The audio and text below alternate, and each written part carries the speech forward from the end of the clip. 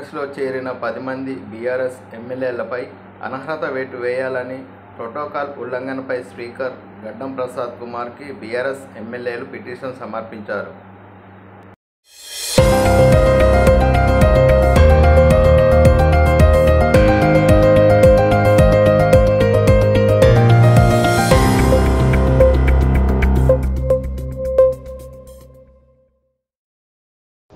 ఎంత దారుణంగా ఉంది రేవంత్ రెడ్డి గారి పరిపాలనలో పరిస్థితి అంటే పేర్లు చెప్పను ఆ ఎమ్మెల్యేలు కూడా ఇబ్బంది పడతారు.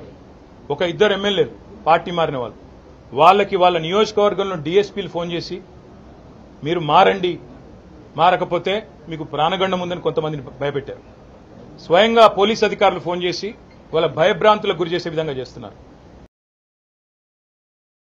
నా తరపు నుండి వరుస ఇనాగ్రేషన్ చేస్తా ఉన్నారు.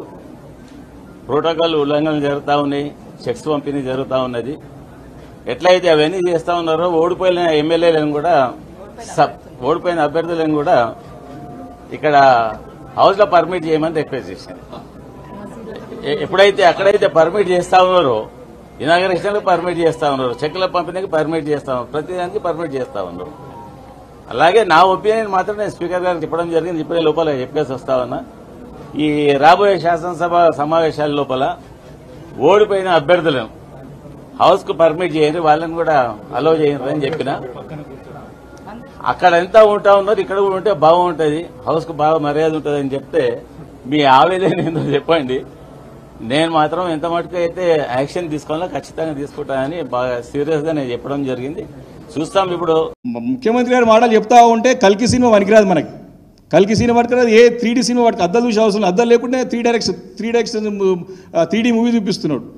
న్యూయార్క్ సిటీ చేసేస్తా అంటాడు. మహేశ్వరంలో పోయి న్యూయార్క్ సిటీ చేసేస్తాడు. న్యూయార్క్ సిటీ 200 సంవత్సరాలు పట్టింది కట్టనికి.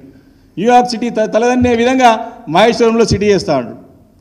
మళ్ళీ ఇంకోటి ఏంది, శంషాబాద్లో మెడికల్ టూరిజం ల్యాబ్ పెడతాడు, మెడికల్ టూరిజం హబ్ పెడతా అంటారు. అంటే ఏం చేస్తారు మెడికల్ టూరిజం శంషాబాద్లో ఎక్కడ చేస్తారు? మూడోది వచ్చి రాజకొండలో ఫిలిం ఇండస్ట్రీ కడతాడు. అంటే సినిమా తీయకుండానే సినిమా అంటే ఈ మామూలు సినిమా కూడా కాదు, 3D మూవీ చూపిస్తున్నాడు, 3 డైమెన్షనల్ మూవీ మనకు చూపిస్తున్నాడు. ఎట్లుందంటే ముఖ్యమంత్రి గారి ఉట్టికెక్కలేని వాడు స్వర్గానికి ఎగిరినట్టుంది.